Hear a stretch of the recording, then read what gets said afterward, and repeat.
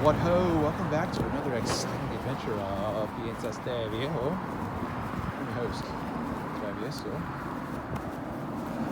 As you can tell, I'm not on my phone. I couldn't get it to power up.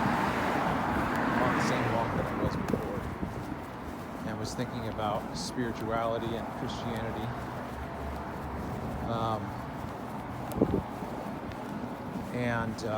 Thinking about, if my 19-year-old self, my 25-year-old, my 30-year-old self, if I could have a conversation with my 30-year-old self and say, hey man, in 20 years, everything you think you know, you're not going to believe. You're not going to believe what you think you know right now.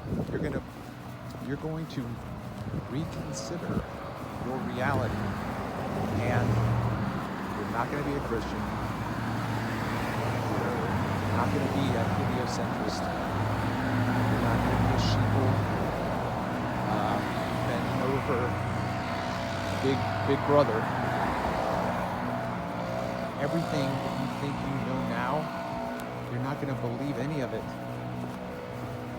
Not even in marriage. You won't even believe in marriage. You believe in true love. This is true love. You think this happens every day?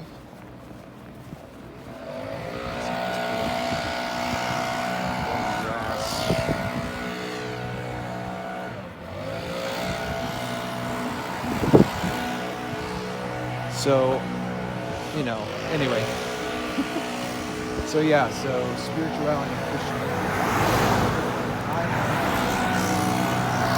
I am closer to the man I want to be now than I ever was as a Christian. And I think that that's a complexity of the combination of, who I am physiologically, but then also the tradition, the ecclesiastical tradition that I was raised in. And I was concerned about being right. So I have to cross this T and dot this I, make sure this, that, the other, right? And for me, I think that just inherently deconstructed my sensibilities for other people.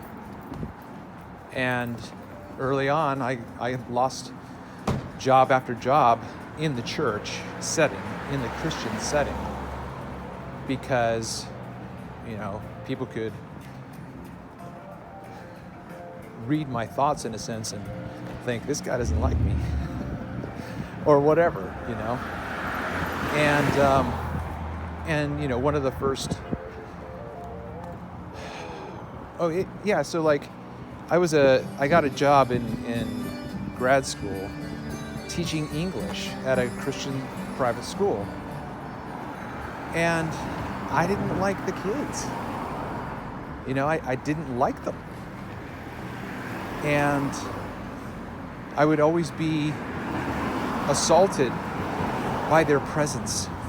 Like if I was in the teacher's lounge or whatever it was that was the teacher's lounge and they walked in, hey, Mr. Finley, I was like, oh, this is my space. You get out. Like, I did not like them. I got fired. And then in the first church that I got to as a youth pastor, was it the first church? Probably both. Yeah. I had people giving me and my ex-wife advice like, Travis, he doesn't smile that much, And, I'd be like, stick it, man. I don't care what you think. I don't care what you think. I don't take my cues from you. Little Boston playing in the background there.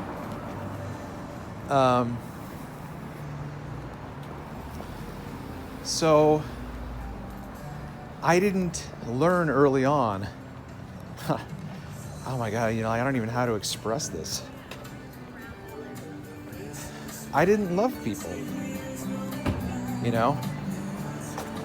And the minute I started to buy into the spiritual thinking that I'm in right now, man, I just completely had a 180-degree turnaround. Because I was in a different place in my life, and so I had changed what I used to believe, and I began to understand that truth was organic and gradual, because people are on their own path, they're on their own journey, and you weren't this way when you were 19, so should you have been looked down upon? Should you have been discarded? Or no. So how would you have liked people to have treated you? I wish that people would have been happy to see me. I wish people would have been happy to have a conversation with me. I wish people would have were you happy when you saw people that you don't normally want to have conversations? No. Well, okay, there you go. But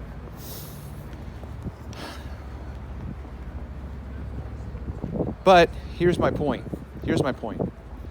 Among the other points that I was making, if you're taking notes. As a Christian, the theology of humanity is incapability. Man is incapable of doing good in God's eyes. Now, what does that mean? What does that even mean? There's no good within humanity. We cannot will that which is good. Why? We are born in a state of depravity. We are depraved in our nature from a whole person, a whole being. So we can't love the way that we should. We can't be patient. Okay? You get it? You can't do anything virtuous unless God gives you the ability to do it. Okay? So then, if you're not patient with people and you say, oh dear God, I was impatient with my wife or my children or my co-workers, please help me. You're admitting you can't do it, and then you're praying to someone who's not there to do something for you that you can't do for yourself. So no the fuck wonder I didn't change. I was waiting for God because I was like, I can't do this.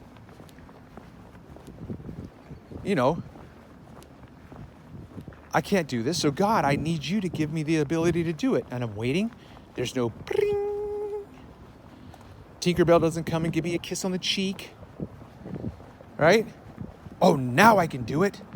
Now I can do it. And I do. I want to. I do. Right? Think about the psychology of what I'm trying to explain to you right now. Because if you haven't ever experienced it, you might not understand it. But hopefully, if you're a Christian or a religious person, hopefully this is making complete sense to you. When I realized that I did have the ability, and if I didn't change, it would be all my fault. Kiss on the cheek by Tinkerbell. I'm doing it. I'm doing that which I was praying for God's help to do and never got it. Among other things, right? Oh, God, save my marriage. Oh, God, help me to love my wife. Help me to love my wife, right? So help me. I can't do it. Therefore, if you don't help me, I won't be able to do it. So whose fault is that, God? Whose fault is that?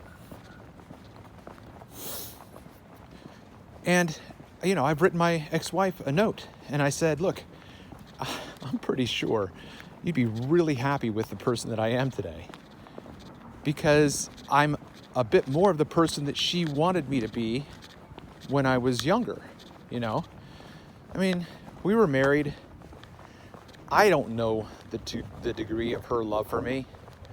I'm going to put it at a very single-digit percentage because of what I understand about her, think I understand about her.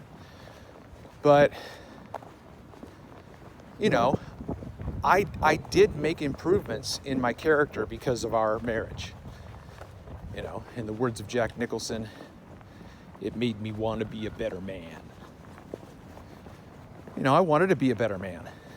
So I made changes as I could, as I was volitionally capable. And so anyway,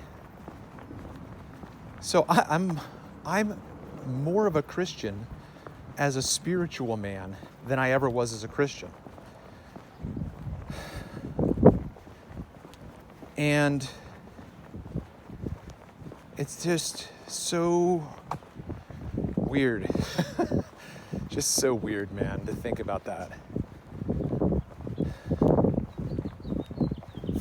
I should have turned the camera sideways.